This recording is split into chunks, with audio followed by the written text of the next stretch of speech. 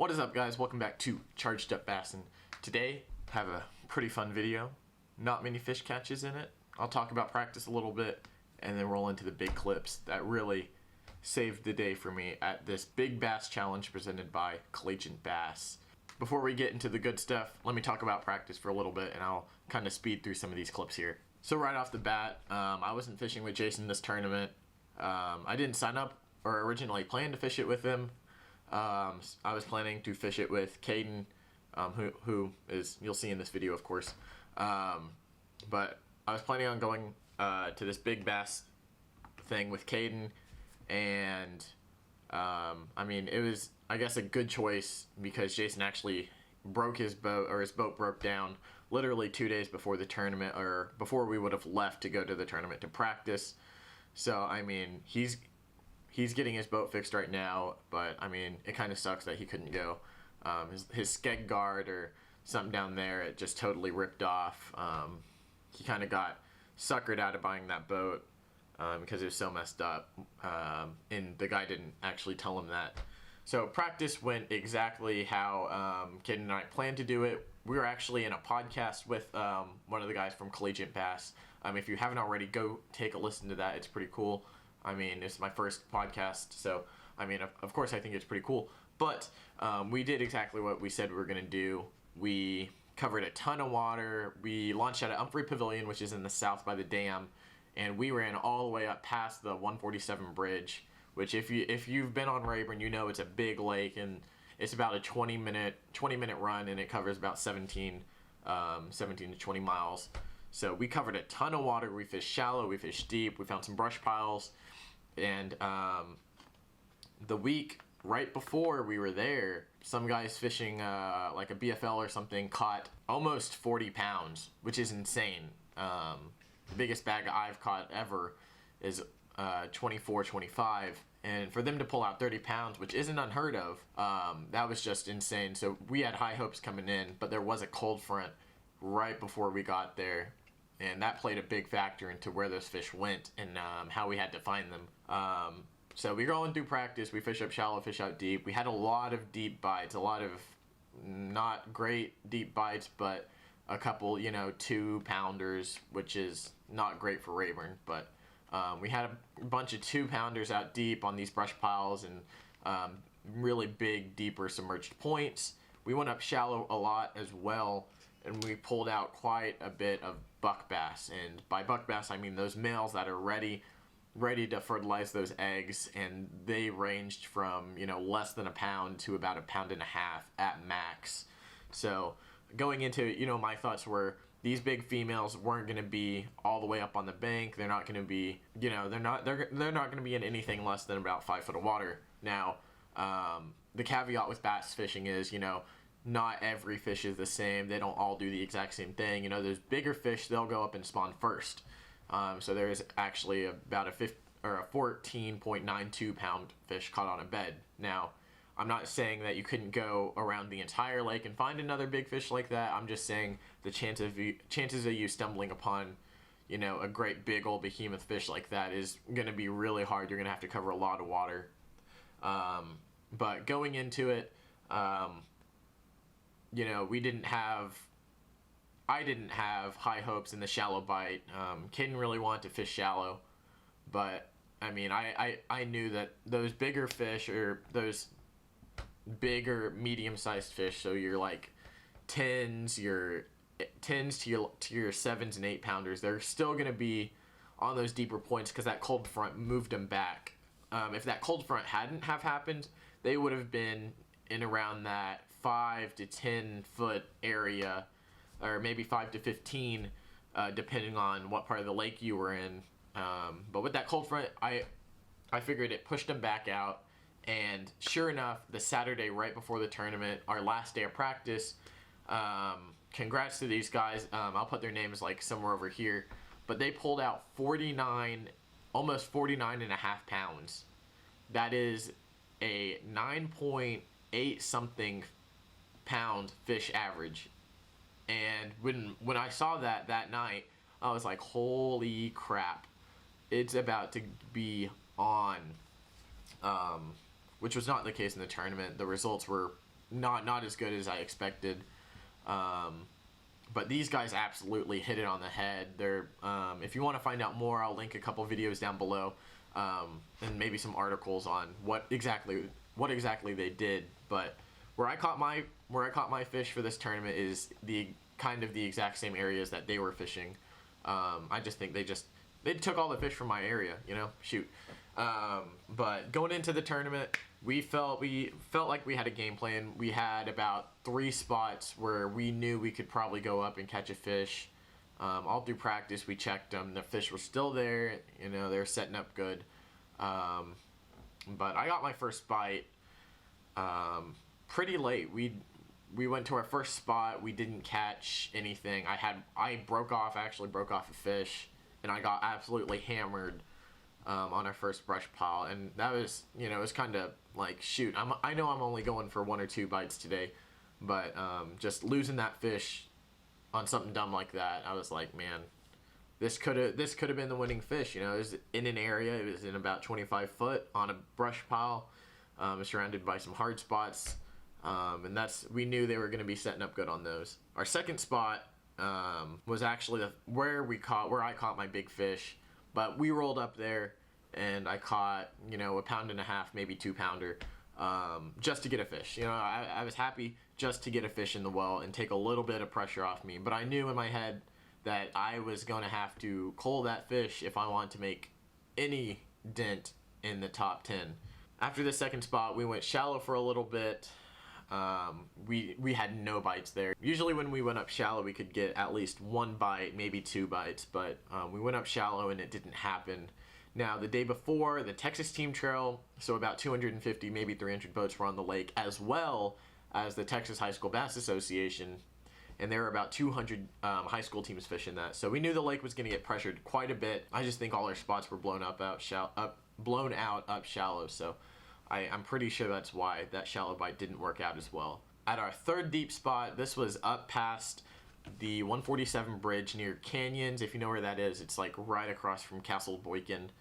And I got absolutely destroyed in that spot. Like, I had the fish were biting really weird. They'd slap the piss out of your bait, or they'd slap the piss out of your bait, and then they'd drop it instantly.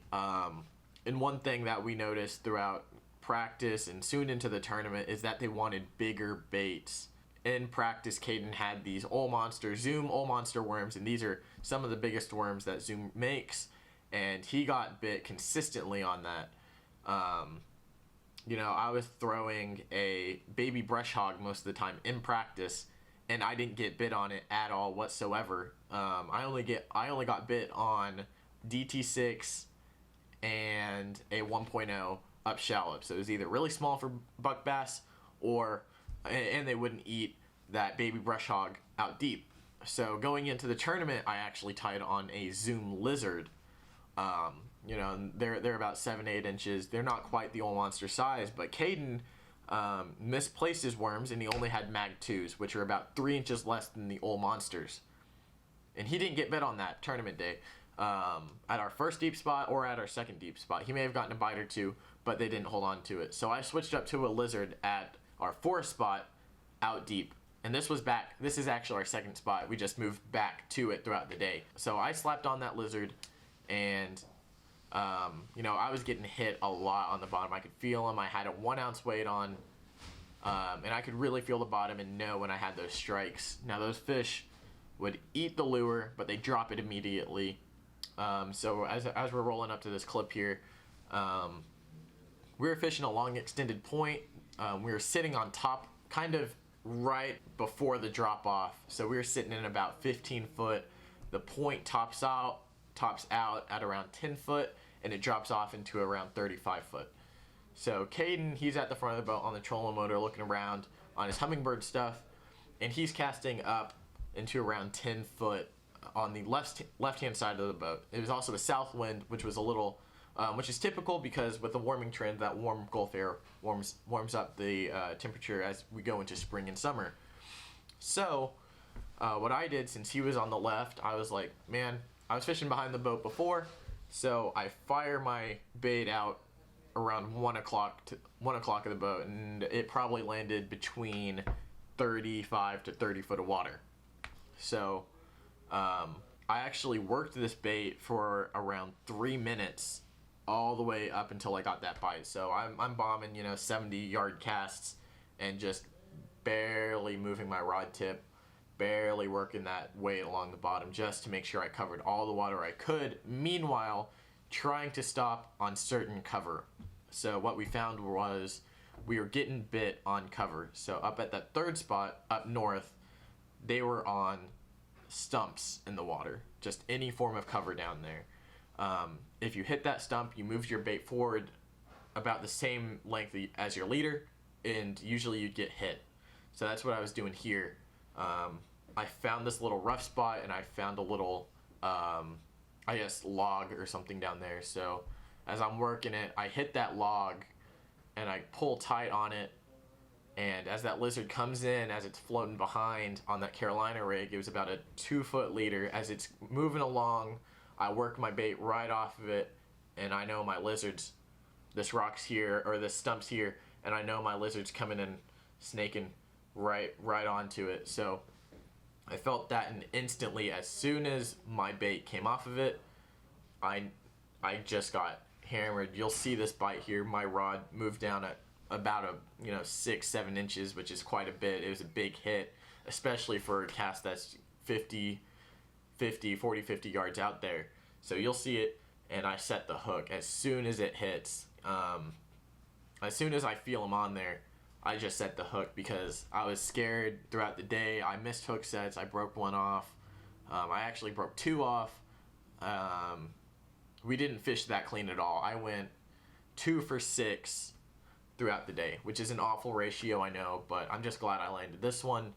And since it was so far out, as I'm biting it, I actually have to click the button because its head shakes were so dynamic, and it was just peeling my drag. If I didn't have I had my drag set all the way down because it's such a long cast. I want to make sure I get the best hook set possible, and then I'll thumb the spool. But it was just pulling, going to deep water, and by the time it came up, it was 60 yards out there. So I started cranking it in, and then when I first saw the belly on it, I was like, oh my god, this is a 9 to 10 pounder. It was so far out there. I just saw a big flash, and as soon as I set the hook, I was like, man, I think it's a bass, but it's fighting like this, it's pulling my rod down. I was like, it might be a catfish. But the first time it came up, I was like, oh my gosh, guys, I've got big fish of the tournament here. But as I'm getting it in, I was like, it's shrinking, and eventually I get it in next to the boat. And at that point at the boat, I was like, maybe it might go 6, it might go 6.5. But after we net it, and it was so far down there, let it adjust, its belly was bloated. After it adjusted, I was like, all right, might have a 5, might have a 5.5. So we'll have to see when we weigh in. And then at that point, I caught that fish around 140. So we would have had or maybe 120. So we would have had about an hour and a half more of fishing, about an hour, something like that. For Caden to get his fish, because up until that point he only caught 1 fish that day. I was really gunning for him to get another fish just because of how Tarleton does their club points here. Depending on how you finish, you get a certain amount of points, and that certain amount of points translates to how you get paid. So top 4 in the club will get paid to go for gas and room on these trips. So luckily, he's already in top 4 right now, but he wanted to move ahead to qualify for the national championship at Pitwick. But he's got a little time. We'll see how he does at Smith Lake. So I'm gunning for you, buddy. I hope you do well there. After getting this fish in, a lot of pressure was relieved off me. Only 87 out of the around 200 anglers, 200 and something anglers caught a fish to weigh in, which was really surprising. So in the podcast, I said a 10-4 would win it. It only took around an 8.5 to win, which was really insane. My fish only weighed 5.32 pounds, and the cutoff for getting paid anything, they paid the top 40. The cutoff was only a 2-pounder, maybe like 2.3 pounder, which is stupid for Rayburn. On the podcast I said it might take a 4-pounder, to get a check, at least. You know, it was really tough. I only got maybe 9 bites total.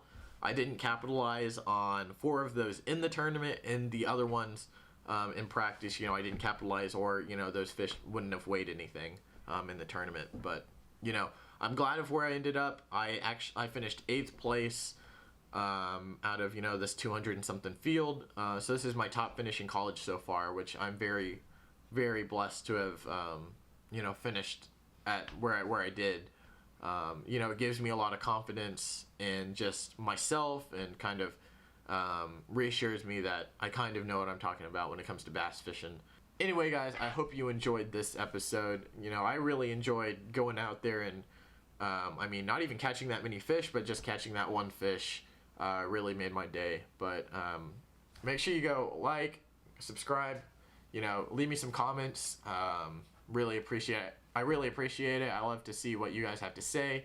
Other than that, I hope you have a great day or night, and tune in next time to Charged Up Bassin'. Peace.